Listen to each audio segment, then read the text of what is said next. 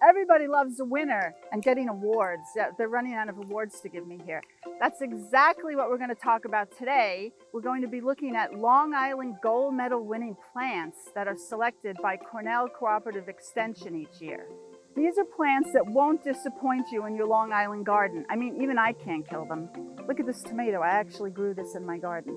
We'll be talking to town horticulturist Bonnie Klein and our special guest today from Cornell Cooperative Extension, Mina. They're going to tell us all about why these plants are great, why they're made just for Long Island. So join me on Back to the Garden. I'm Carol Trottier.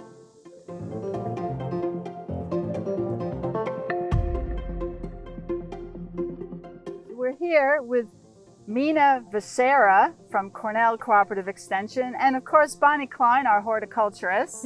Thank you for coming all the way from Suffolk County, Mina. Thank you so much for having me. Yeah, so I work for Cornell Cooperative Extension of Suffolk County. And for those who aren't familiar with Cornell Cooperative Extension, a lot of people aren't, it's a nonprofit organization that serves the county, and there are several throughout the state. We're associated with Cornell University, but each county association is different. So I work for the agriculture department. I'm the nursery landscape specialist there. Great, and thank you for coming. And Bonnie, I know you work a lot with Mina in developing the Long Island gold medal flowers here. Can you tell us a little bit about what they are, why people here should be interested, and what do people need to know about them? Sure. Yes, I've worked with Mina in the past. I was a Cornell Cooperative Extension educator in the past. And we developed here, this is one of the first, or is the first, Long Island gold medal plant garden. The program has been in existence since 1999. And it's a group of industry leaders, plants people that choose high quality plant material that do well on Long Island. There's a lot of different criteria that go along with that. And this is really for the neighborhoods, the people, the public to view and to pick plants that will do well in their yards. Should we take a look at some of them? I'd love to.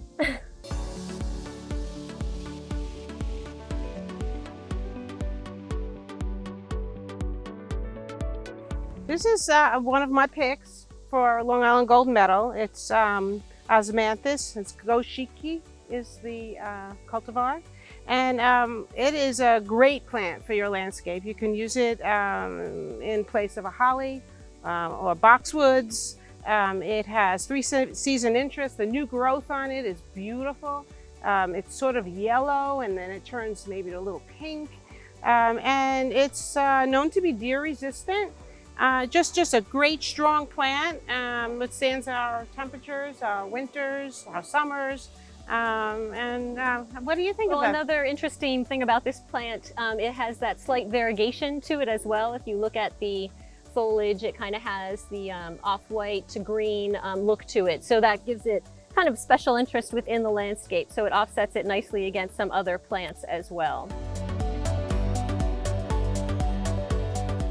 So this is Catharanthus rosa, or also known as vinca. And some of you might think it looks a little bit like our impatiens. And it's a great alternative, but it does like full sun. It's a little slow to get started because it likes the heat, but it's absolutely beautiful. And there's a lot of different colors that it comes in. You know, it's just a steady, reliable plant in the landscape. And Bonnie, how does this do in shade or part shade? Because if it's an alternative for the impatiens, that always did well in shade. Does this do okay in shade? This does okay in part shade. In full shade, It will not flower as much as it's flowering in the full sun. Okay.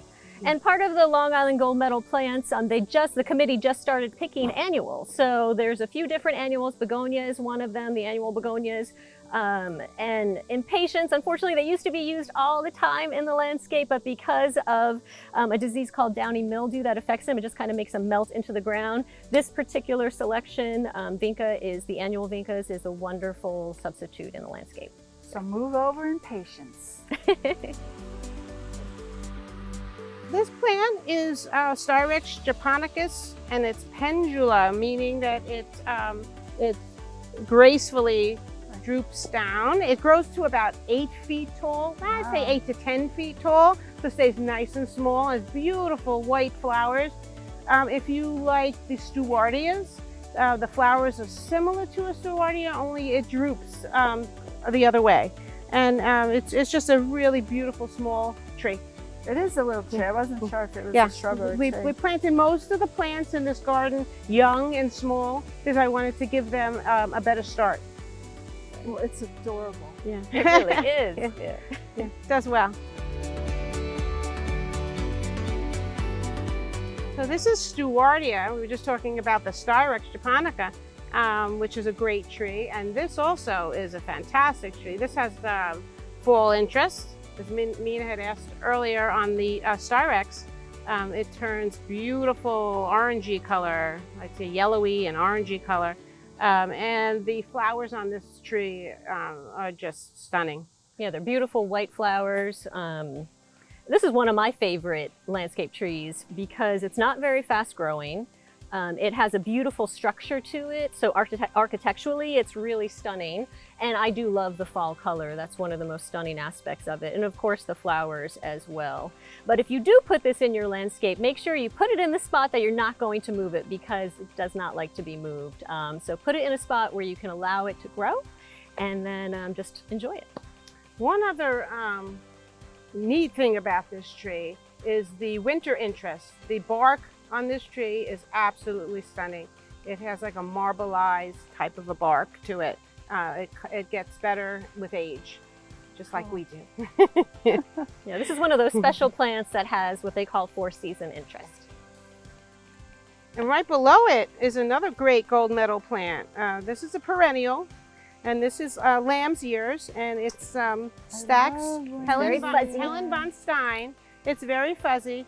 The difference between this lamb's ear and some of the other ones that you might see at your local nurseries is that it doesn't flower, so you don't have to cut off that flower. Some people flower. like those flower stalks that come up, and others don't. And this one, there's no maintenance to it because you don't have to cut off that flower stalk, which isn't the most beautiful flower in the world. And if you've never touched it, make sure you do because it's a treat. It's very, very soft.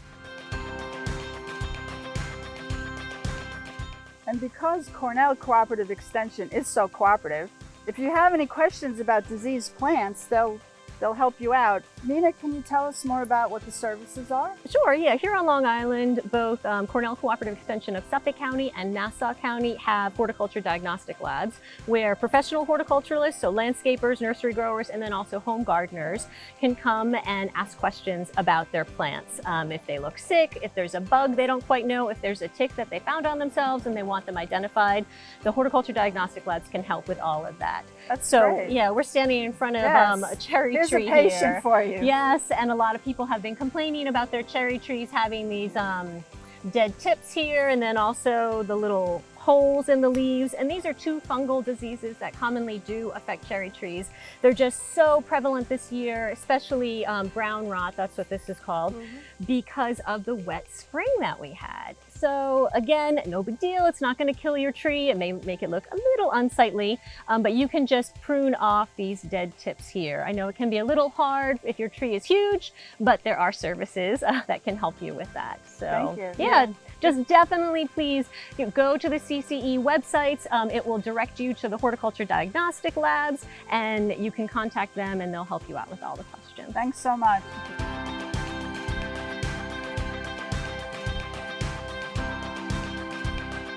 Thank you so much, Mina, for joining us, and Bonnie for all that great information about the Long Island Gold Medal plant winners. It was very interesting, and I hope our viewers really got a lot of good information for their own gardens. So thank you for joining us, and we'll see you next time on Back to the Garden. Thank you very much. Thank you. Bye-bye. Bye. Thank you.